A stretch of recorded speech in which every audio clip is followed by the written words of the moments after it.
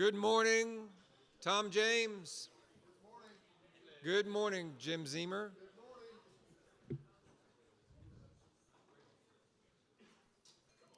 I trust you had a great evening last night.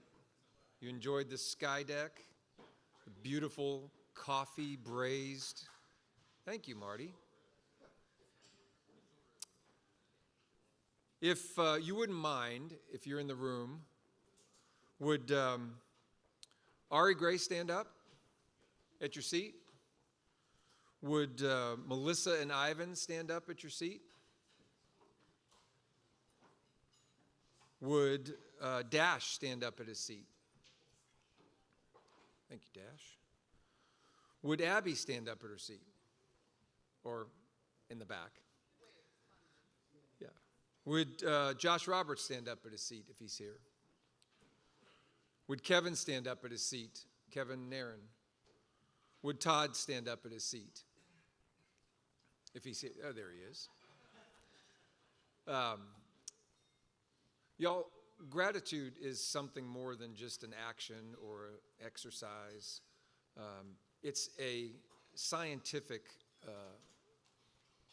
process that changes everything in the way we focus on things. So I just wanted to start this morning by saying thank you to each of the people yesterday on behalf of y'all for the preparation, for the intentionality, for the work that they do. You know, most of you have probably done some kind of presentation in your career so far, and you know what it takes. It's not just a day before or on the plane, hours of meetings, tons of back office preparation. So thank you all for your preparation yesterday. Our first presenter this morning, Miss Sarah Bentley. Sarah, if you wouldn't mind coming up. If you can see on the screen, I think it's worthy to note because every one of you has a great story, and we could spend. It'd be a really cool meeting. I don't think John or Todd would like the expense of it, but it'd be cool to sit around and hear each person's story. But she is relocated several times, and I had the privilege to work with her, and she is absolutely one of the people that makes you a better leader. And I just could not be more proud of what you're doing in Richmond. Best rolling 12 at 3,318 units. She's leading Richmond. Her organization includes not only Richmond, but Roanoke, Hampton Roads, Chicago, Milwaukee, and Madison. Her organization is currently 32. Would you give your time and attention to Miss Sarah Bentley? Yeah!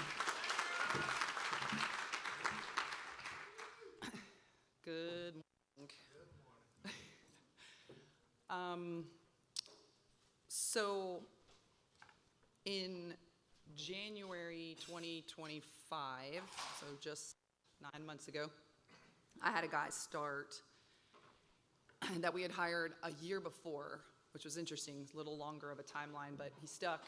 We did all the touch points recruiting teaches us, and he was right out of college, and let me tell you what, this guy was awesome. You know how you get those ones that actually do all the stuff you ask? He knew his presentation by the end of sales school week 1. He had a perfect pipeline. Jess gave him all of the check marks, 2 referrals attached to every single indirect referral. He dropped in freely. He generated sales for me. He questioned things in the best way. I like people to question things because it means they're owning what they're about to learn. He was coachable. My hope had started to be restored. He got 3 new clients in his first 3 days in his first selling month, week 1. I was like, okay. Week 2, I left for Barcelona in week 1 of his selling month. Just how the timing fell, right? This is week 2. I had a plan set up, and I was bird watching with Ben and Chris in the middle of the most glorious plaza in Barcelona, and I got double tapped by this guy. And he said fondly, Sarah, you've been great, but I want to work from home and go into IT. And let's just say I'm glad I was in Barcelona and Jason didn't witness the meltdown that occurred on day 2 in Barcelona. And what happens in Barcelona should stay in Barcelona. There were several that were witness. But guys, my heart was broken.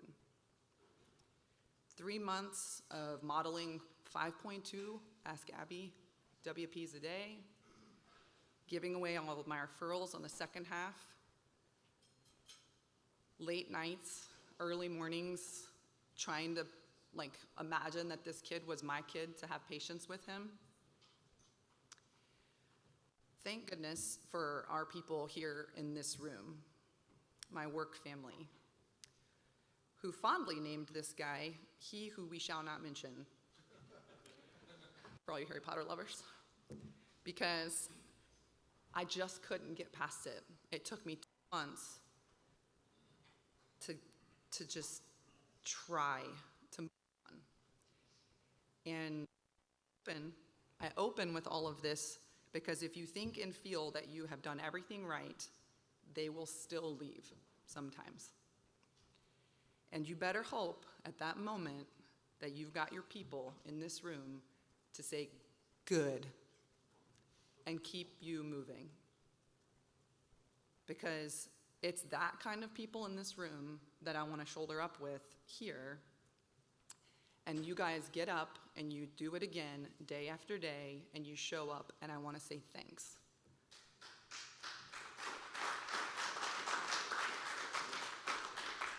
So as we move into this habit of, this is the longest title ever, by the way. We're going to talk about the thinking that goes into this and less about the actual quantity, because as a company, there's no one putting in 15 names a day, including myself. So just think about it as a progression, and think about we're going to talk about the mindset that goes into this. And again, when you walk in this room, it's not about you as an individual. I had to pick myself up, and I had a team that helped me, because it is about the company, right? When we walk in this room. So you have to look at what we're doing this week as a 10,000-foot view of the store and of the company, right? So think about that as we continue to go through this. So when I looked at this thing, Ruby the Rubric, that's what I'm fondly calling her, because it was very overwhelming to me. I have a hard time, as you guys know, articulating sometimes what I really mean to say. Thank goodness I have people that can read my mind or articulate it better around me. And so I tried to put this in a language for me that I could understand.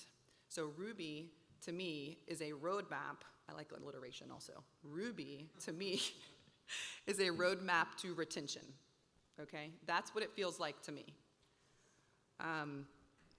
And so selling is leading. Selling equals leading.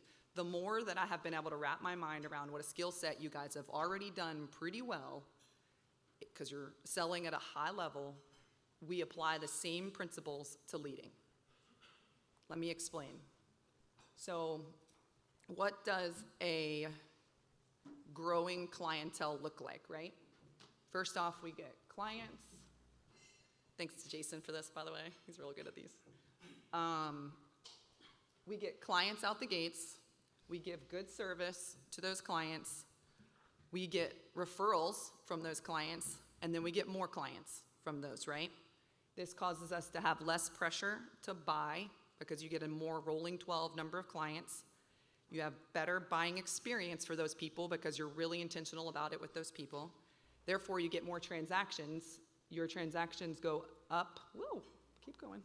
So your transactions go up, and then from those, you get more call-ins and more referrals and intros from that business, right? That's the cycle. And then repeat. We get more clients, more new clients, right? That's the circle of building a clientele, right? So how does that relate to this? Well, In my mind, what does growing a store, growing the company look like? So we have a clothier that comes in, right? And then we teach him how to do a business that keeps their clients. We teach them how keeps their clients. We teach them all the parts of the business and help them grow their business. And therefore, they want to go tell all their friends about it, right? Referrals down, Josh told us about that. Nobody wants to refer people that aren't getting results, right? Or people that aren't getting results to refer more clothiers, right? And then we get referrals and we get more clothiers out of that. Therefore, there's less pressure for everyone in the room or everyone in the company to be in leadership. We let people do the strengths that they want to do. Nobody likes commission breath. Nobody likes to be desperate to get into leadership. But if they're seeing results, they're referring their friends, they're getting more clothiers. Less pressure to be in leadership. They have a better store experience with everybody always talking about the results that we're actually, or the experience that we're getting. We're keeping them, retaining them. So you have a better store experience with club members. And then all of a sudden, we have people that are finding us. We have a good reviews out there. We have, like, the circle of life is the same. And then you get more clothiers. So the same things apply. And we've all said this, the lifeblood of like business is what? New clients, right? So in my opinion, my whole career, the lifeblood of our company has been new partners. And if we can continue to add the new partners to our rolling number of clients, which is rolling number of clothiers, that's how we move to the next level. But if we let them out the back door, what happens in your business and selling? Right? So we've got to be able to add the new clients to go to the next level, but also retain them, okay? So Todd talked about this being what is this again? The average number of selling. That's where the non-incremental growth has to come from, right?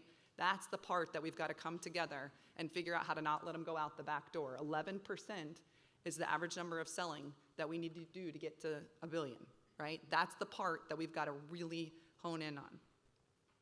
And so what does all this mean for prospecting? We heard yesterday that we are talented enough, guys, to be able to sell at a very high level with less amount of inputs, right? And this, to me, is one of the things I think by nature, because I've started over multiple times, I have never lost a new business focus. And so I want to make sure that we know that this is such an integral part of keeping our people, is the always focusing on a prospecting culture in your stores keeps our people, okay? So, little shout out, I'm pretty sure this guy's a client of ours, but we're gonna listen to this for just a second. And the truth is that it is not about what you sold. Nobody cares. You sold it, celebrate for 2 minutes, and then get back on the phone because you got to get something else, because it's about what you sell today. Thank God I learned that lesson at the young age of 26. Because the other lesson that I learned is that the number one reason for failure in sales is an empty pipeline. This is why the pipe is life. The number one reason for failure in sales, the number one reason, and by the way, it will always be this way. The number one reason for failure in sales is an empty pipeline. And the number one reason why you have an empty pipeline is that you are not waking up in the morning and getting on the phone or walking on the street or doing what it takes. I don't care if it's smoke signals to get somebody in your pipeline, because the pipe is life. It is everything. Sadly, instead, most salespeople are at the Feast or Famine amusement park riding on the desperation roller coaster. Up and down, up and down, up and down. Sometimes you get so far down, you can't get back up. That's how it is.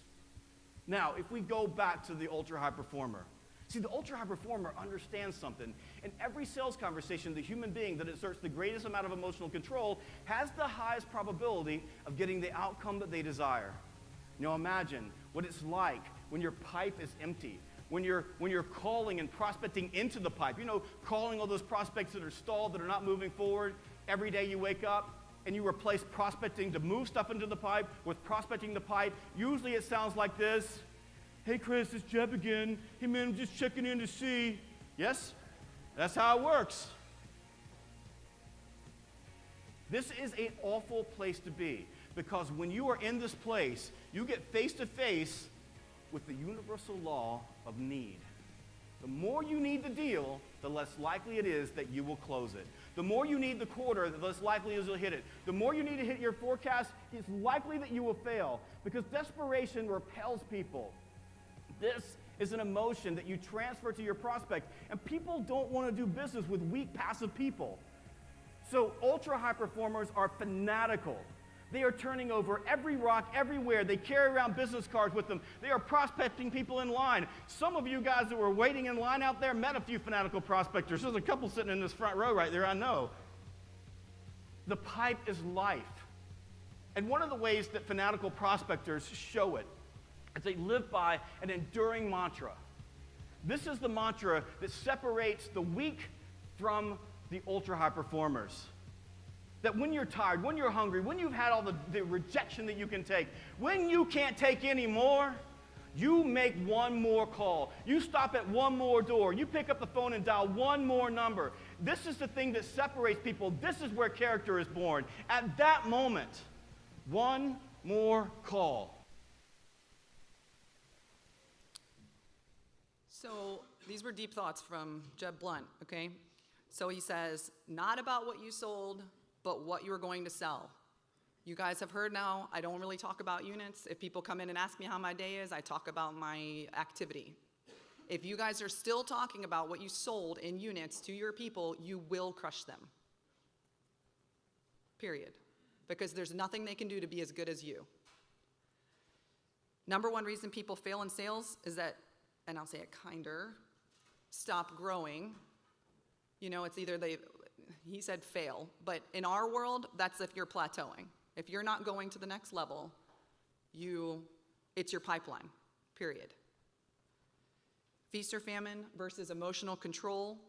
I'm going to talk about this a little bit. Fanatical, I looked it up. It means excessive and single-minded zeal. It reminded me of that thing we used to, trenchant zeal, back in the day. I don't know what that was, but all the old people know this. Trenchant zeal, right? That means fanatical all the time. And then what I think we miss, guys, and I want to reiterate this is where character is born. Did you hear him say that? This is how we prepare our people for life. No matter what level of sales they're at, we teach them how to think. And prospecting teaches them how to think. You might think it's just about filling their pipeline, but until I filled a pipeline and started over in Atlanta twice, or a second time, that's when I felt secure enough to have a child. I had raised 20 people in this business at that point, and I was like, what am I so afraid of? I rolled over and said, we're gonna do this, Chris. Well, not like right there, but that was weird. That's why I don't ad-lib, guys, Jesus. Okay. So, I just don't want you to miss that it's the character that we're building in those moments, okay? All right. So, and if you think that you got your person to President's Club and that's all the time they need to do prospecting, you wrong. I'm just saying, if you want to take them and you got a person that's going to come in and sell a lot, the same principles apply to take them to the next level and the next level and the next level and the next level. If I had stopped prospecting with Justin, he wouldn't be trenchant zeal on car and driver, which is 4 levels, not 4, 2 levels on this chart up, okay? So it applies no matter what level they're at. So in order, and he talked about top performers. I want you guys to see this. This is the current month to date top 25 in our company. What do you think what is that? That side. What do you think that side is in yellow? Exactly. Say it louder, Jeff, for the people in the back. New clients. Now, before you start discounting that this is top 25 and they have nothing else to do, just take part of it. Do half of what they're doing. One time Nooch said that to me when I was like, I don't want to be Jordan. And he was like, fine, just be half of Jordan. I was like, fine, you win. I will do half. And I will grow. Because what is the expectation for new clients? 6, actually.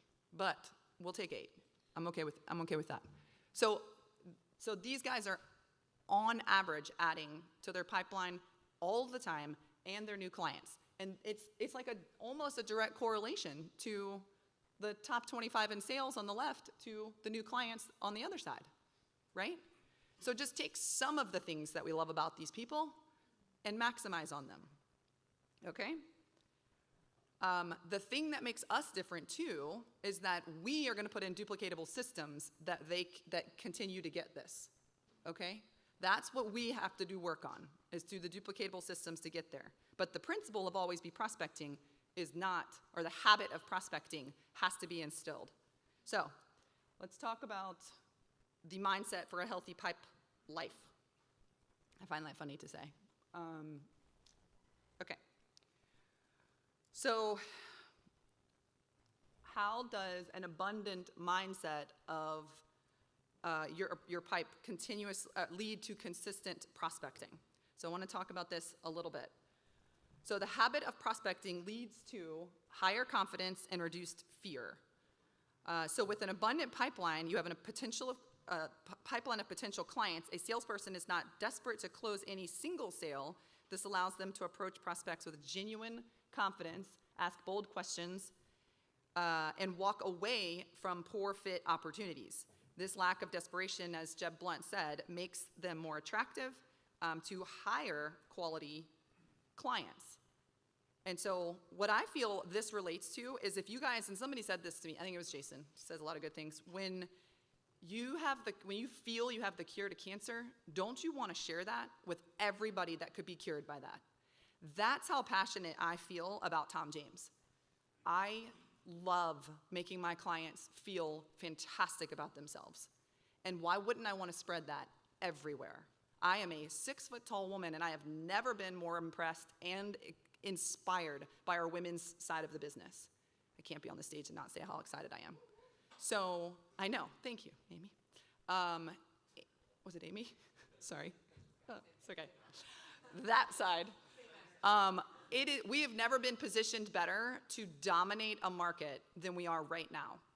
And I want to share that with everyone. And so our new people need to feel that from you. If you talk about how you don't really like clothes, that's a problem because we need them to like clothes, okay? So give them the full experience. The habit of prospecting leads to focusing on relationships over transactions. So an abundance mindset shifts the focus from a quick sale to building a long-term mutually beneficial relationship with a prospect, providing continued value.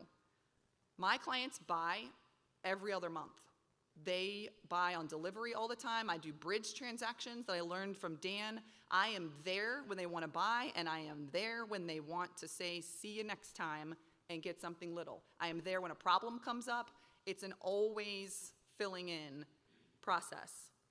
But it's deep relationships versus transactions. I'm not about trying to sell 75 transactions. It's not my life. I want a good amount, I average 55.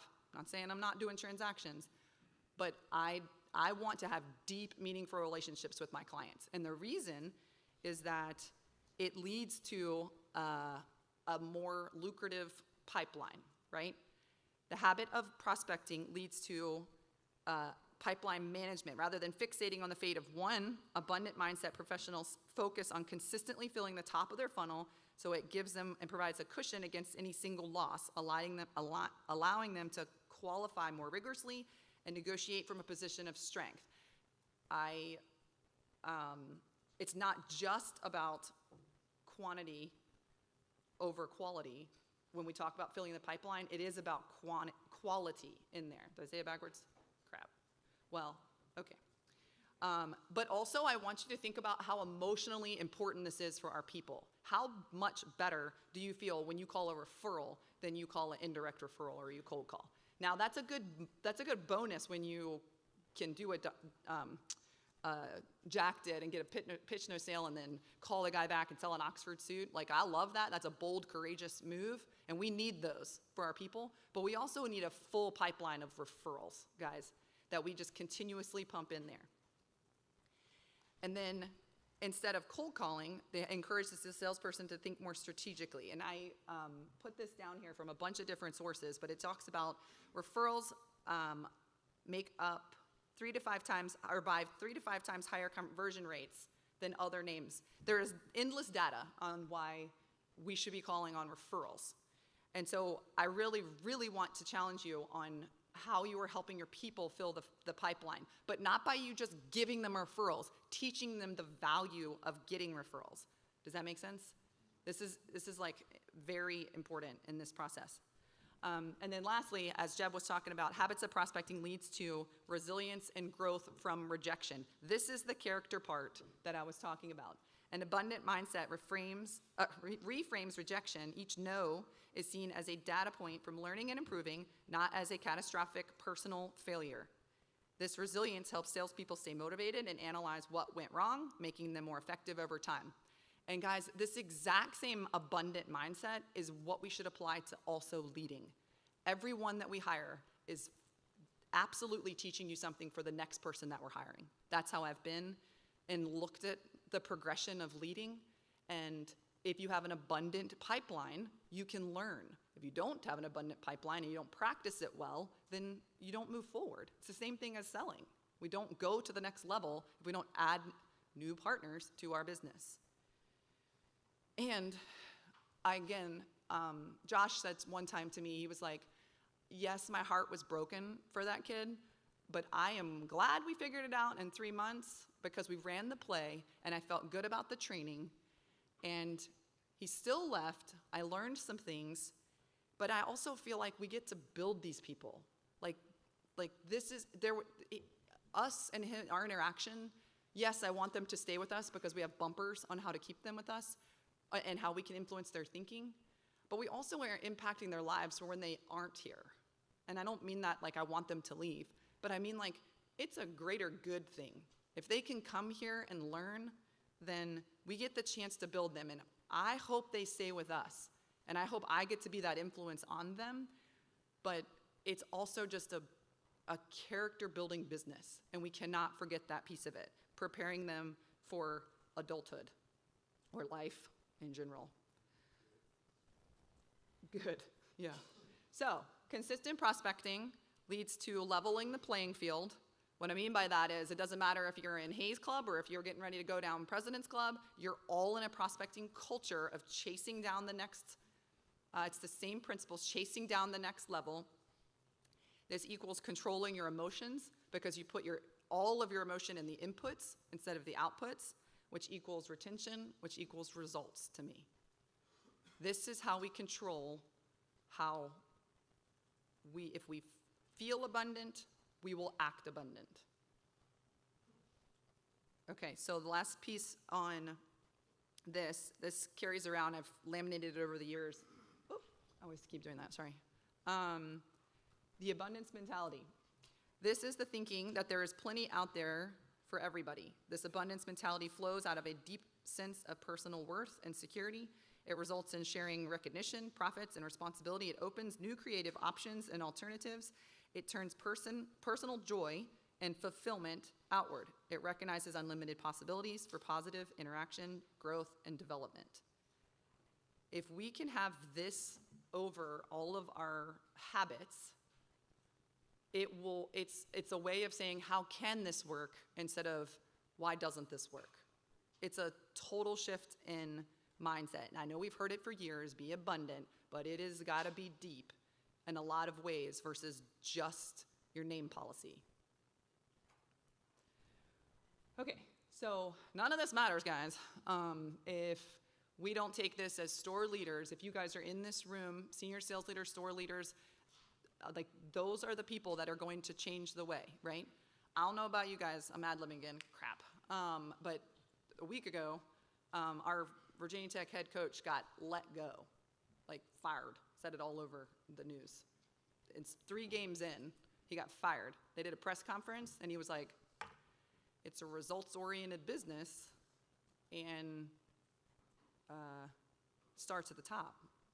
So none of this matters if we don't take it and teach it to our leaders and then take it into the complete store. We've got to execute it all the way to the store because Chris Bentley, culture eats strategy for breakfast. That doesn't matter if that's store culture, they will come out of the training that they have and at Nashville and they'll get eaten alive if we don't have the prospecting culture and the other 8 or the other 7 habits that we've been talking about, okay? Okay, so this is Richmond, and this is a, guys, we are also here because none of us are 5s or we'd be $1 billion, right? I mean, that's kind of what we're talking about here. So it's always a progression. And we're going to obviously go into this more deep, but this is what we were in Richmond. And the reason that I say, and I opened with, it doesn't just matter about you, it has to be your culture, because I've still got a lot of work to do to be able to get everybody else to buy in to all of the things that I am doing. And maybe it's coming naturally more to me, but I've got to get it to the store, or it doesn't matter. It's the same exact things. So I'm still constantly in the same boat with you guys. And the way Jason simplified this, thanks, on frequency, engagement, God, I do this every time, purpose, and effects and signs. So frequency is no attention to pipeline. Prospecting is an all-the-time focus. Engagement, no prospecting, unless it's a rat. If you guys, a request to Taylor, if you guys think that adding to your business is a request to Taylor, you are joking yourself. And you're also silently killing your other partners, that's how you're getting new business. So that's kind of why we call them a rat. So just throwing it out there. And the other end of the spectrum is prospecting is fun. Like you make it fun and engaging. Purpose, there's no objectives really, no purpose to why you're doing it. The other one is prospecting is foundational, as I said before, on the personal and professional, but also personal growth in their stories. It's an important element in them staying here. Effects and signs, 0 names, low ratios, and then the other side is new clubs, abundance, growth per person, new clients, averages, okay? And so when I broke this down, for me, we scored a 3 here because even though Jill, and it's about RQLs are never made. On the one end, pipelines are never reviewed by leaders. Going into RQLs are occasionally made. Copy-paste method from other questions. Pipelines are occasionally reviewed, usually in response to significant production issues versus just the habit of prospecting. 3, RQLs are promoted regularly. The store leader monitors pipelines activity for store and most leaders of newer partners in training on a weekly basis. So that's where I had to stop because I don't have a system put in place to ensure that everybody else is doing RQLs. I haven't figured that out yet. But I'm confident that if we can put our heads together, we can figure this part out. But it is an important piece to making sure that referrals are generated, not just indirect referrals, that we teach them referrals are generated. I go over them in one-on-ones, but not as like a store system. And then 5 is the store systems for building contextual prospecting plans for each person in the store, prospecting pipeline review by all leaders, whether via wrap-up, accountability, support, training, all of the things that leaders need to be able to do on a daily basis to watch pipelines, okay?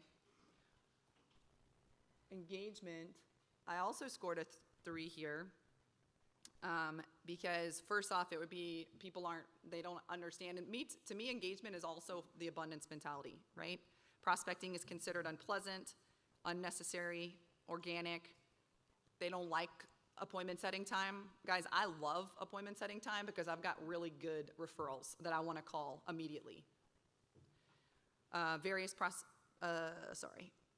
There's like a plethora of different ways that you guys are using the names policy instead of following the corporate one, which is immediate undermining of the company. So you have to be really careful about that as a store because they just learned it in sales school. Unclear, inconsistent. I scored us a 3 because I'm modeling best practices, dialogues, outcomes for prospecting, overall prospecting culture is hit or miss. I think, again, I've got some people bought in, not some people bought in.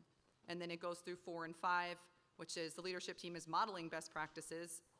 There is a surge of focus, excitement, and around quality prospecting that engages many in the group, but it ebbs and flows. No human systems. That's what Brant talked about yesterday. The last part of the 4 obsessions is that you need human systems to be able to put into place what you guys are doing in your offices. That's how we scale and become duplicatable. The company policy is exactly what you're doing in your stores, because as store leaders, Carl Ham taught me on, like, when I was going to Atlanta, he said, Sarah, your number 1 job as a store leader is to be an amplifier of the message. If you are not, you are a lid in your office, period. So I at least am trying to amplify the messages. Number 5 is there's a store with emphasis and engagement on sharing the good news all the time around prospecting. This is what Todd was talking about, inputs over outputs. There's an alignment around best practices. The company policy is the standard. The culture of abundance, such as leaders and top sellers, is giving them 90% of their names. So 4, purpose, geez, I it. This is where, like, you're just doing it to do it. I think this is an interesting dynamic. You need to really self-assess here if you're just constantly prospecting because you're supposed to, or if you're modeling for your partners. I have gotten to the level where I am definitely modeling for my partners, but I had to check myself because every day I wasn't with a new partner, I just didn't do what I was supposed to do for RQLs and referrals. And I'm not really sure why. So I would love to get into that in your rooms today because I know it's happening out there. We come back with full pipelines for our people, sometimes on referrals, and then as soon as it's our day alone, we just don't ask for referrals.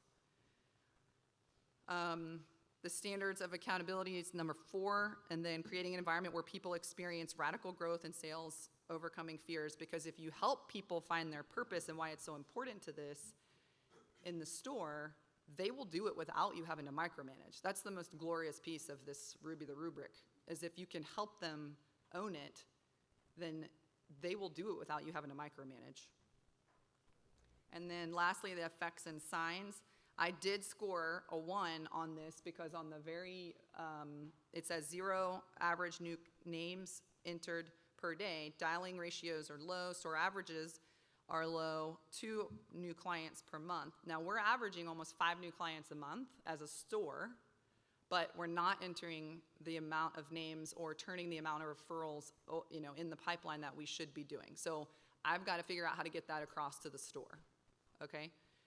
So that's why I did this on here. But 2 is they're averaging 5 new names entered per day. Dialing ratios are below average. Store averages are 2 to 3 new clients per person per month. Lack of referral pitch. So, you got some busted referral pitches out there. Leaders, this is what I was saying before. Leaders or veterans grow their business by attrition. Their people are quitting, so they're just getting their clientele and they're growing their business, period. Rats and inheriting clients is not a culture to build the next generation. Level 3 is a couple of times.